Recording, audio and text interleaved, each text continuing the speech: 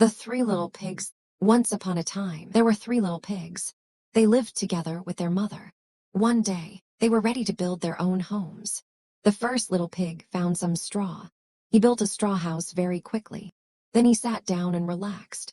The second little pig found some sticks. He built a stick house. It took more time than the straw house. The third little pig worked very hard. He built a strong brick house.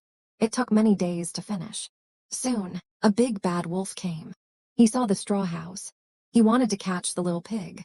The wolf said, "Little pig, let me come in." The pig said, "No." Then the wolf blew very hard. The straw house fell down. The first pig ran away. He hurried to his brother's stick house.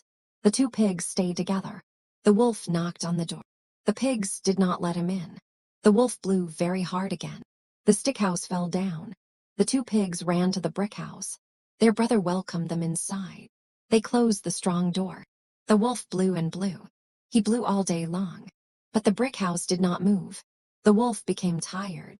He could not break the house. Finally, he went away. The three little pigs were safe. They learned an important lesson. Hard work and patience can help us succeed. The end.